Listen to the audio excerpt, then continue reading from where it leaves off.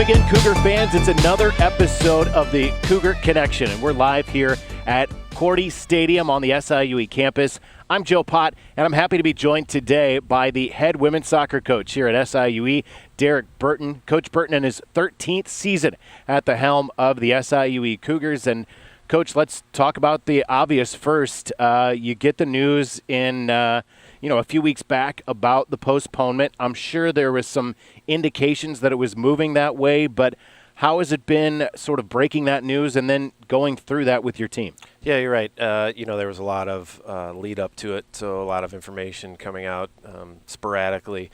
So it wasn't a big surprise, but it was, coming down to decision time. All the feedback was pretty clear that it was going to happen that way.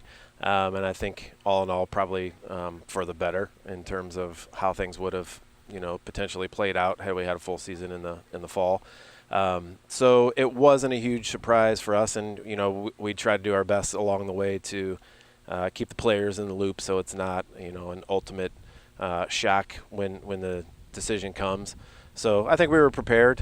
Still a letdown, obviously, but having had the lead up to it and kind of feeling like we knew what was going to happen made it a little bit easier. So how do you pivot at that point with your staff, with Coach Smith and Coach Betcher? What's kind of the plan? I know that at first probably there wasn't a lot of direction, and then you were probably advised by the OVC and by the SIUE administration. How did you approach that and that sort of change to we're not preparing for a season right now, we're more like an off season? Well, yeah, that's just it. It goes down to planning, just like you said.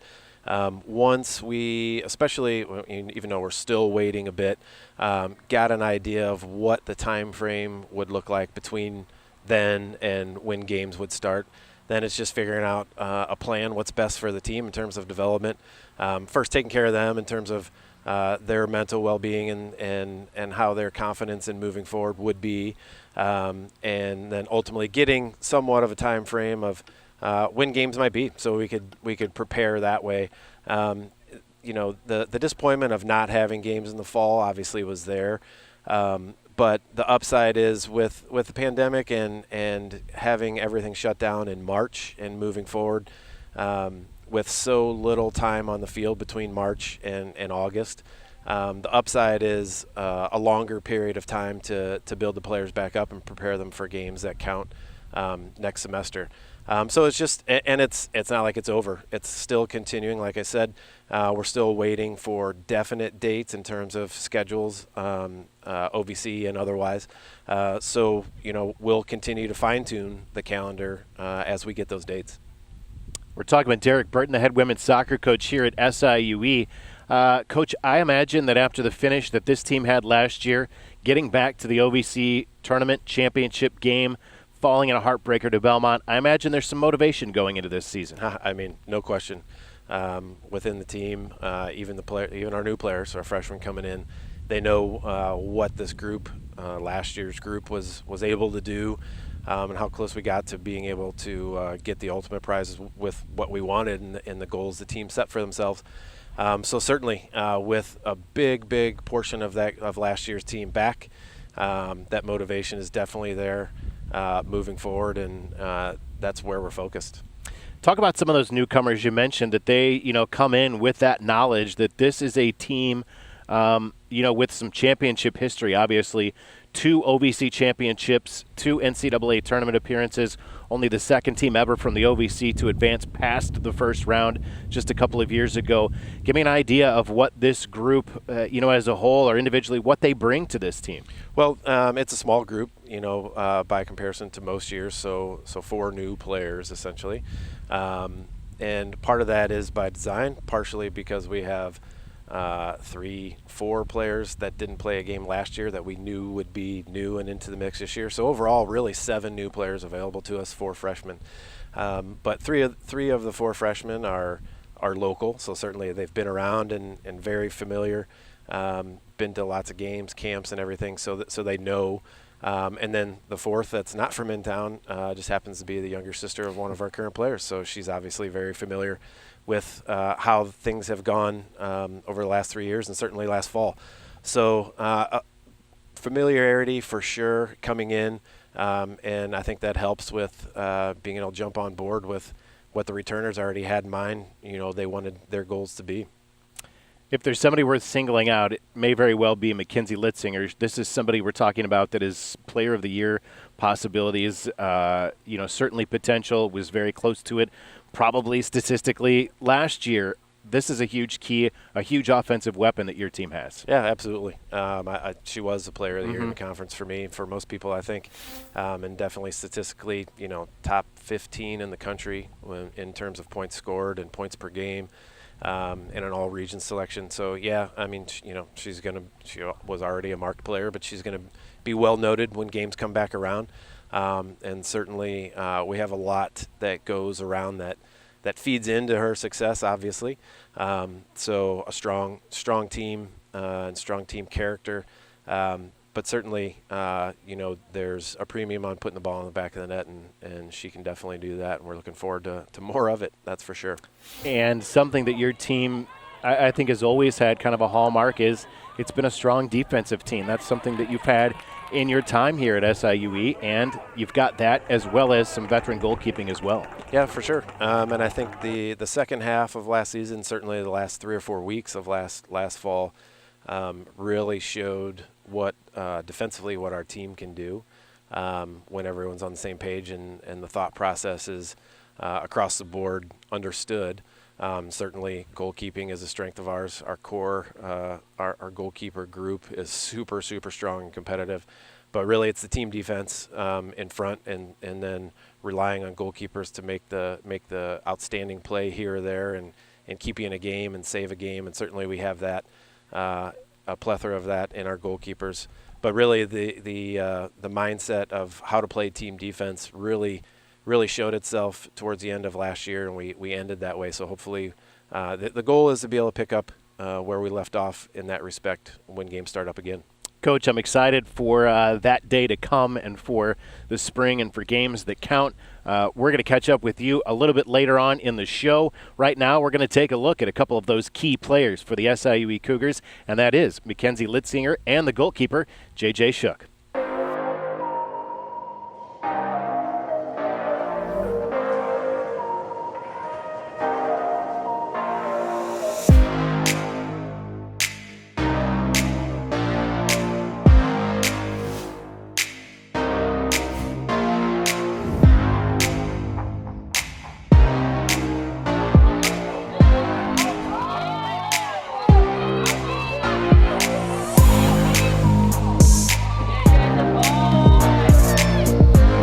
Puts it right on net and in. Andrea Berker with the goal on the set piece, and SIUE is back on top. And now it's Litzinger all by herself into the box. Litzinger shoots, scores!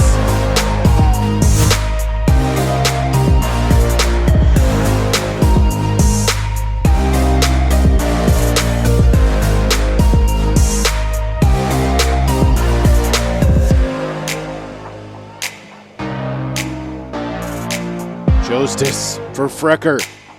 Top of the box. The shot is away and it's in!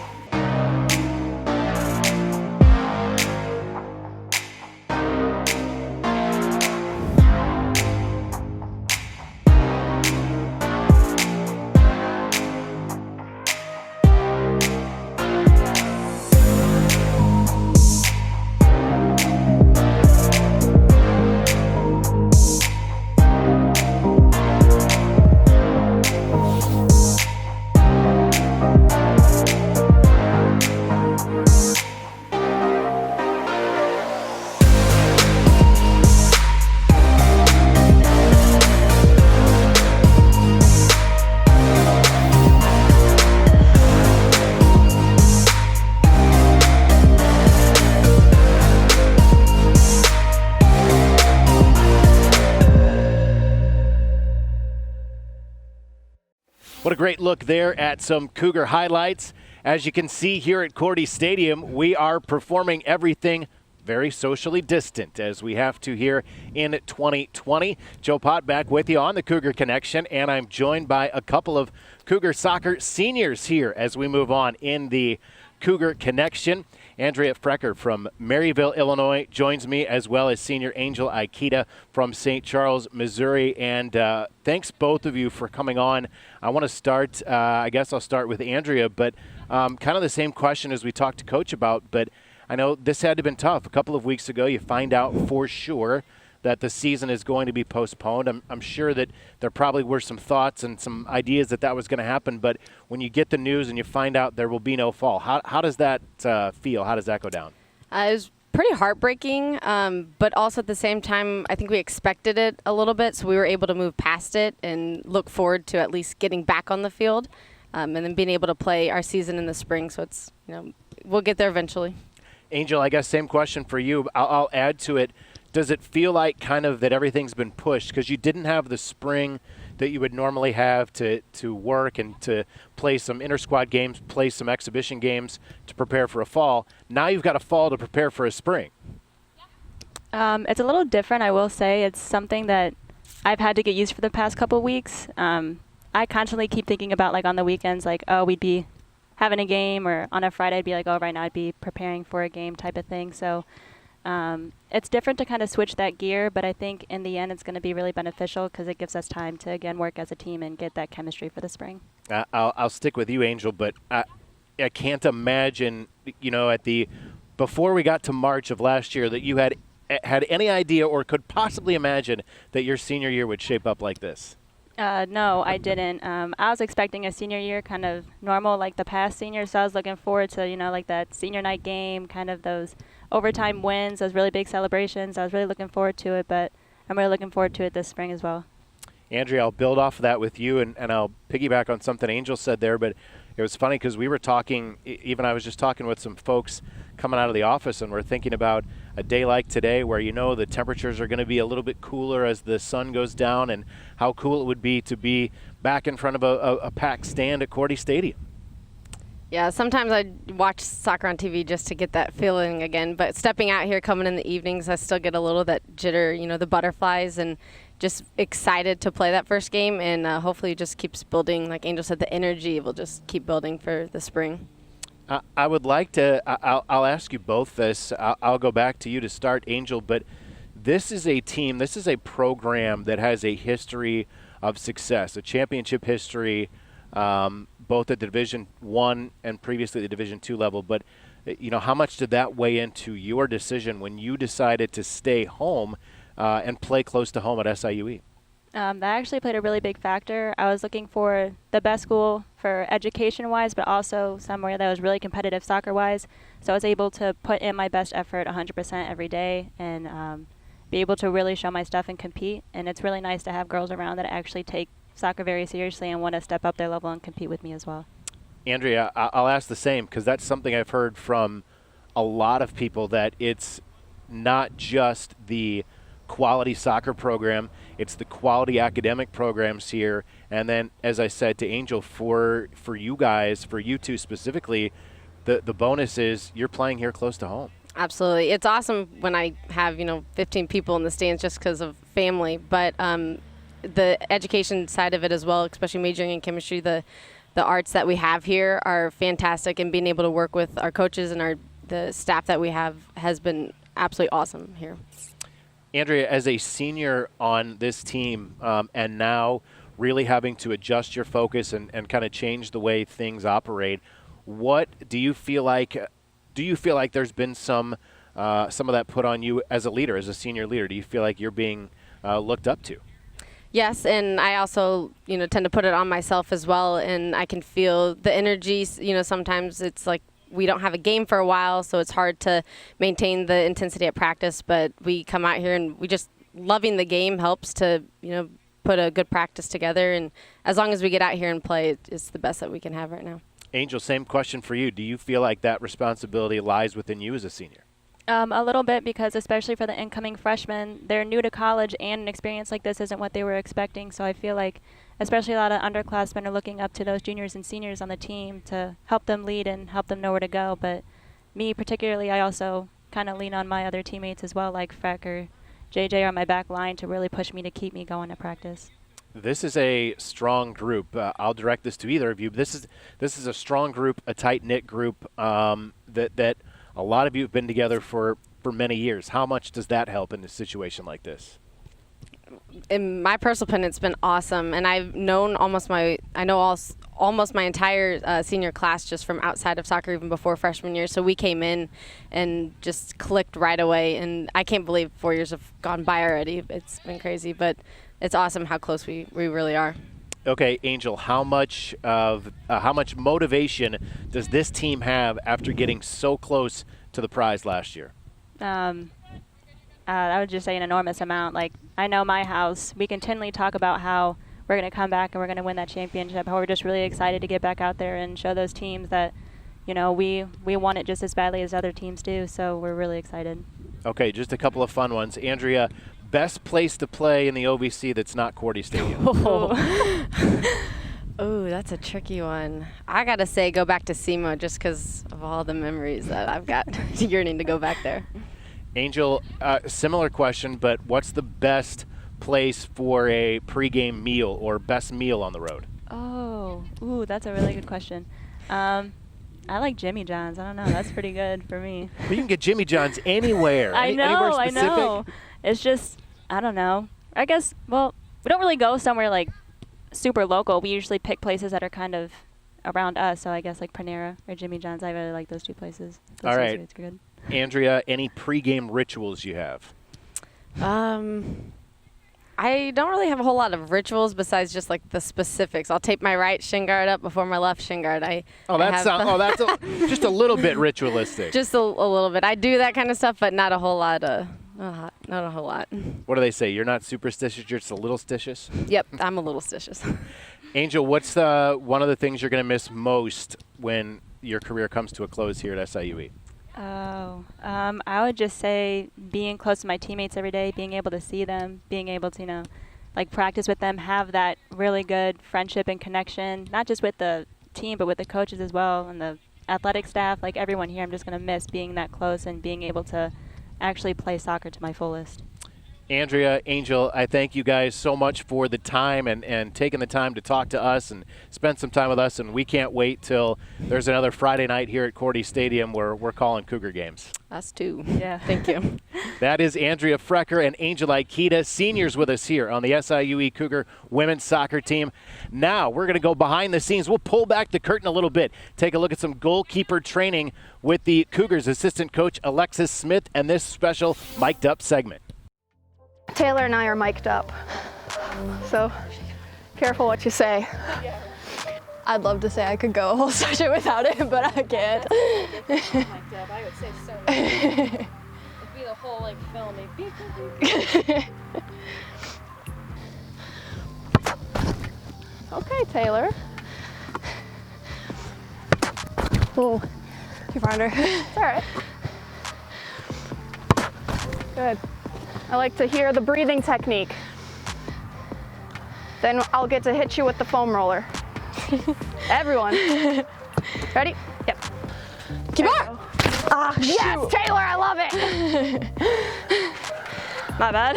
Don't be sorry. Loosey-goosey.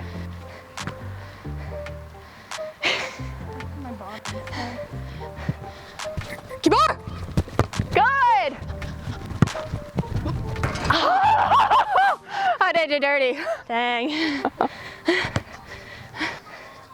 Call me sniper. Got my shooting boots on today. Woo! If I had $1 for every time I hit crossbar,